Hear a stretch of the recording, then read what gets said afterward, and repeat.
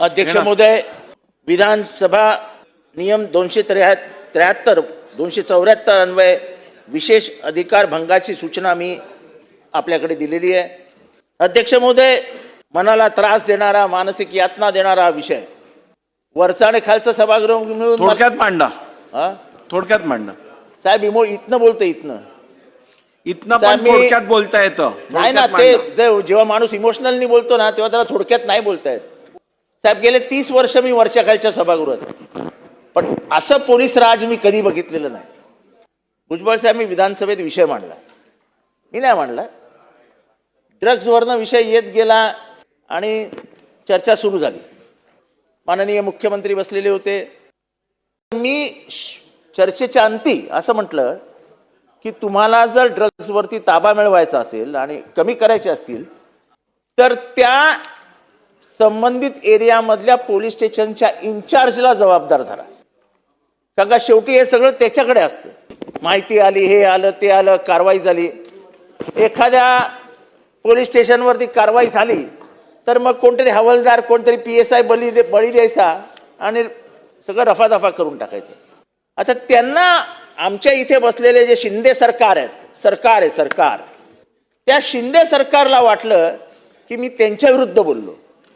तर मी बोललो होतो की महाराष्ट्रामध्ये असा कायदा करा, असा एक आदेश काढा की जो कोणी police inspector incharge of the police station असेल त्याच्यावरती कारवाई केली जाईल, त्याला या ड्रग्सच्या संदर्भात जबाबदार धरलं पाहिजे.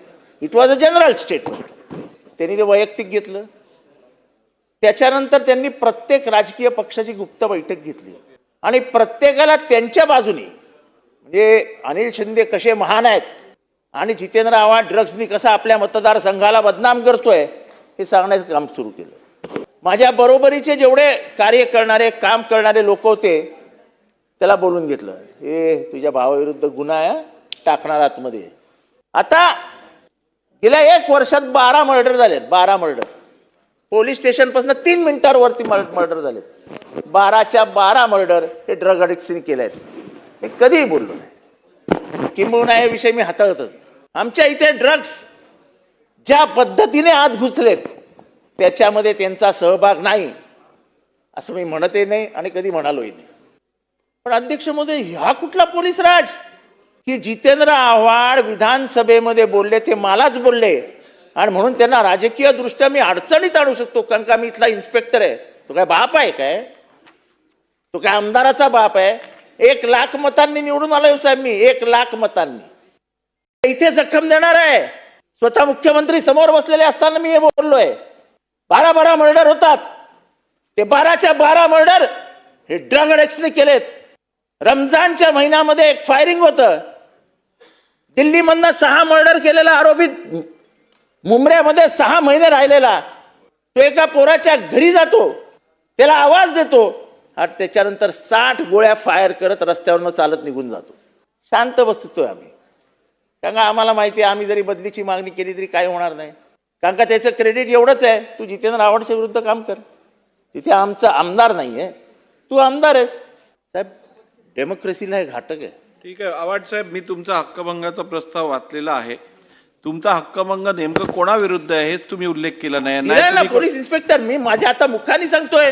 मुंब्रा पोलीस ठाण्याचे वरिष्ठ पोलीस निरीक्षक.